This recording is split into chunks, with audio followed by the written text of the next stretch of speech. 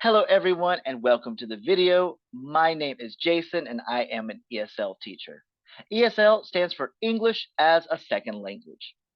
Now in this video today, we are going to be learning about idioms, but specifically idioms about fun and entertainment. So all these idioms today will be related to things that you enjoy, things that entertain you, things that bring you happiness. So let's first talk about what is an idiom. Well, an idiom is a phrase that when taken as a whole has a meaning that you wouldn't be able to deduce from the meaning of the individual words, meaning that each of the words has a separate meaning, but when we put them together, that meaning changes. A good example is it's raining cats and dogs. Well, you obviously know it's not really raining cats and dogs, but those words individually have a different meaning, but altogether they make an idiom. And this idiom means it is raining very hard, or it's heavy rain outside. So, it's raining cats and dogs, taken together and in context, means it is raining very hard outside. Now, let's get started.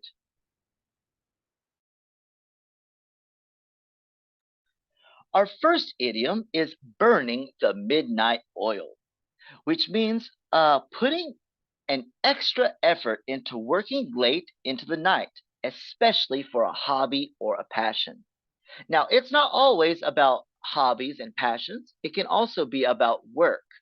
If you work for 10 hours a day, you might be burning the midnight oil. Or if you continue working after you get home late into the night, again, you would be burning the midnight oil. But you could also be burning the midnight oil when you are playing video games or when you're reading a book. It depends on the context, but it can be whether it's work related or it can be enjoyment. Let's look at our example here at the bottom. She was burning the midnight oil to finish her painting for the art exhibition.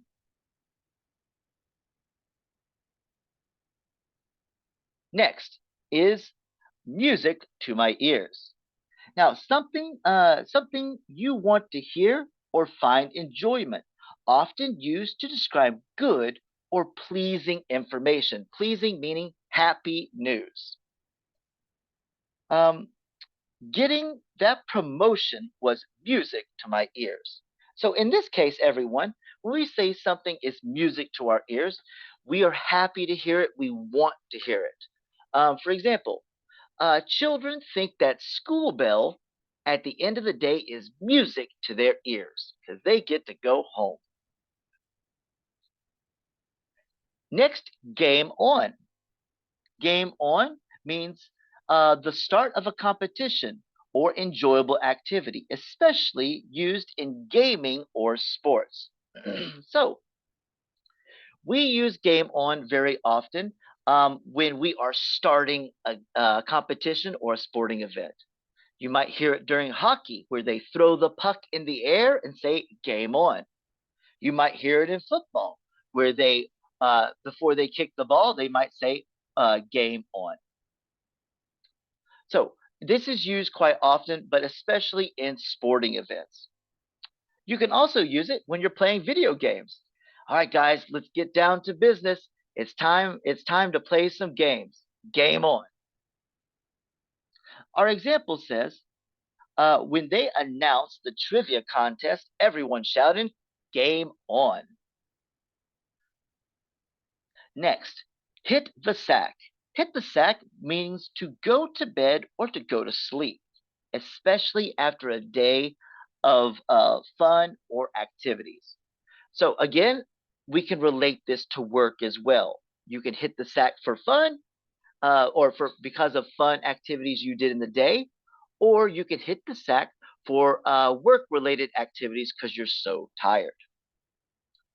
Our example says, after the party, I was exhausted and ready to hit the sack.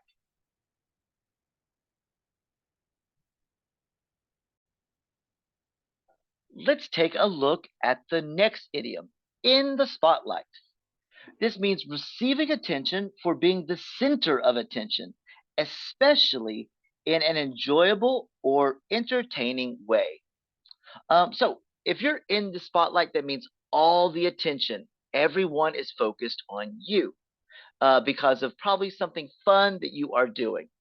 It can also be used in a negative way, like the little boy's in the spotlight now because he broke the lamp.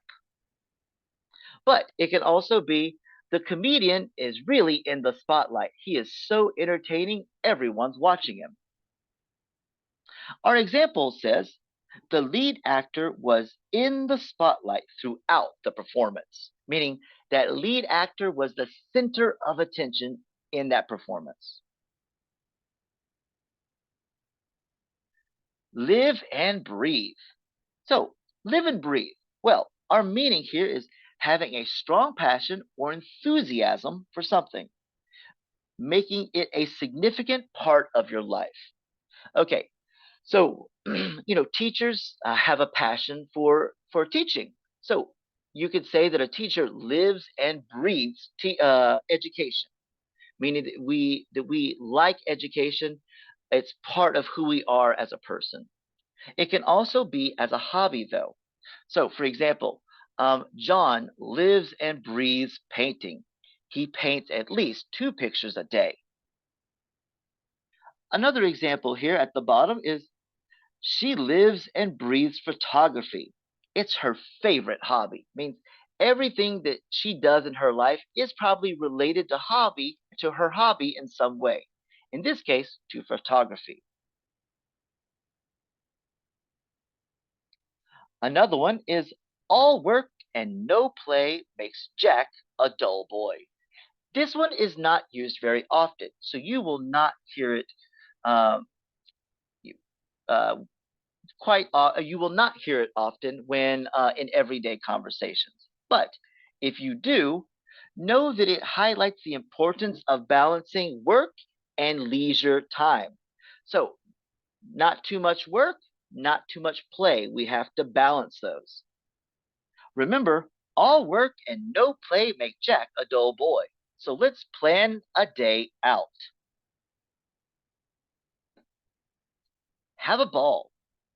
Now, have a ball means to have a great time or to thoroughly enjoy yourself doing it. So, um, let's look at our example at the bottom. We had a ball at the concert last night. The band was amazing. Okay, now in this example, their thing that they enjoyed the most was being at the concert. They had a ball. They really had fun at the concert. So when we say have a ball, that's what we mean by this. We mean to enjoy something a lot. Um, let's take John, for example. John had a ball surfing in the ocean all morning. All right. So again, it doesn't literally mean he has a ball in his hand. It means that he enjoyed himself. Remember, idioms, the words separately have a different meaning than the phrase together. A labor of love. A labor of love is an activity pursued for the sheer enjoyment or passion, not for financial gain. So you do something because you love it, not because you're being paid for it. For example, building model airplanes has always been a labor of love for him. Okay. This is generally going to be a hobby. This is not going to be something that you might make money from, like a hobby you turn into a business. It can be a labor of love in that case, but in most cases, we're talking about a hobby, not a hobby turned into work. Now, some things to remember about idioms. Idioms are used based on context and situations. So make sure that if used outside the context, it might not make sense to someone.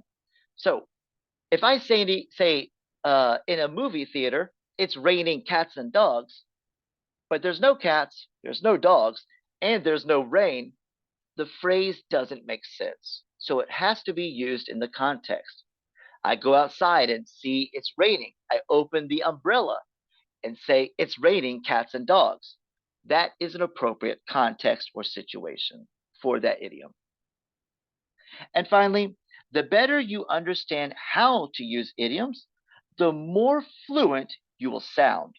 Idioms are a more advanced topic, so the better you understand them and how to use them and when to use them, the more fluent you will have become in English.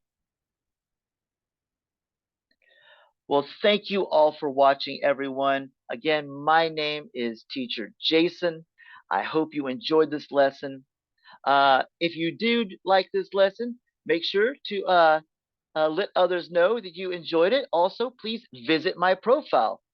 You will be able to find it around my video. And think about setting up a group lesson or maybe even a private lesson. I hope to see you all again in the next video. Have a great day. Bye-bye.